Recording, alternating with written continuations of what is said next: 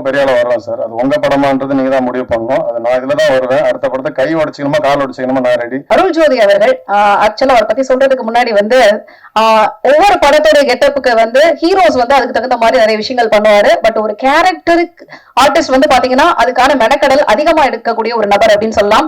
இவரை ஒவ்வொரு டைம்ல இப்ப இந்த மந்த்ல நீங்க இந்த கெட்டப்ல பாக்குறீங்க, இன்னும் ஒரு 1 வீக் கழிச்சு பாத்தீங்கன்னா வேற ஒரு கெட்டப்ல இருப்பாரு, அடுத்து ஒரு 10 நாள் கழிச்சு பாத்தீங்கன்னா அப்போ ஒரு லுக்ல இருப்பாரு. சோ அவ்வளவு டைமென்ஷன்ஸ் மாத்திக்கிட்டே இருப்பாரு. மிஸ்டர் அருள் ஜோதி அவர்களை ஒரு வார்த்தைகள் பேசி வருமாறு அன்போடு அழைக்கிறேன்.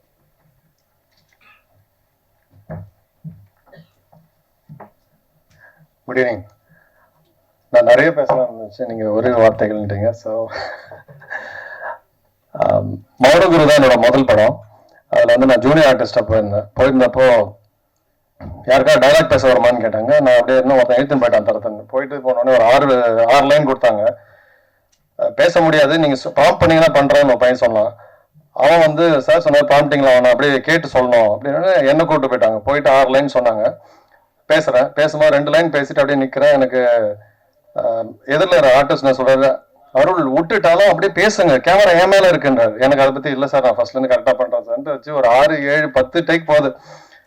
முடிச்சுட்டு அதுக்கப்புறம் சாந்தா சார் சார் என் பேர் அருள் ஜோதி, இந்த மாதிரி நான் வேணுன்ட்டே பண்ணல, சார் அந்த மாதிரி தவறி வந்துடுச்சு, மைண்டில் போயிடுச்சு சார், ஆனால் இடிச்சு சார். அப்போதான் சொன்னார், நீங்கள் எந்த ஊருன்னார், எங்கேருந்து வந்தீங்க, அந்த பேக்ராப்லாம் கேட்டுட்டு, நீங்கள் படத்தை ஸ்பாயில் பண்ணுறதுக்கு வரல, வந்தீங்க ஒரு விஷயத்த பண்ணீங்க, அது சரியாக வரலன்னா அடுத்த லெவலுக்கு இந்த தப்பை உடனே ரெக்டிஃபை பண்ணி அடுத்து வர பாருங்க, ஒரு காட்ஸில்லா மாதிரி தட்டி விட்டு எழுந்து வரணும் வரல அப்படின்னாரு. அன்னைக்கு ஆரம்பிச்சது எங்களோட ஒரு நட்பு.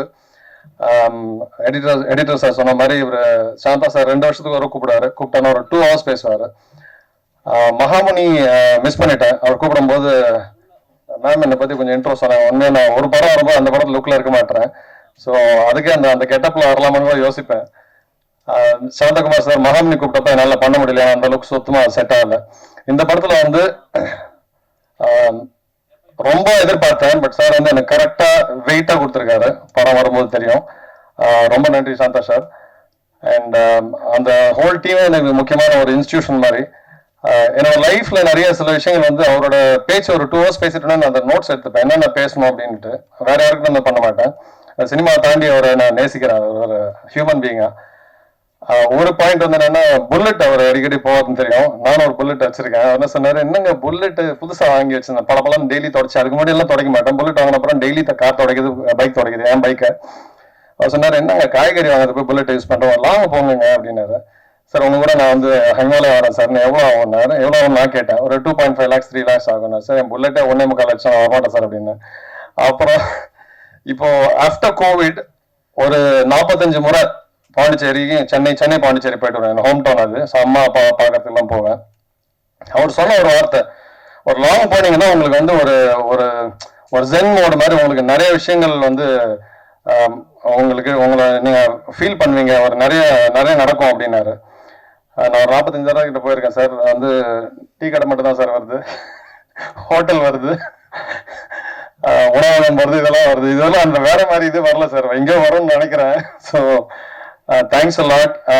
எனக்கு இது ரொம்ப முக்கியமான சும்மா பேருக்கு சொல்ல, நமக்கு பிடிச்ச ஒரு ஆன்மாவோட அவரோட பெரிய படைப்புல ஒரு முக்கியமான ஒரு பங்கு வகிச்சதுல எனக்கு ரொம்ப ரொம்ப சந்தோஷம் சார். இது பத்தாது சார். அடுத்தது உங்ககிட்ட நான் அவர்கிட்ட பர்சனலா பேசுனதே சொல்றேன், நான் ரொம்ப பெரிய ஆளா வருவேன் சார். அது உங்க படமான்றது நீங்க தான் முடிவு பண்ணணும். அது நான் இதுல தான் வருவேன். அடுத்த படத்தை கை உடைச்சிக்கணுமா கால் உடைச்சிக்கணுமா நான் ரெடி.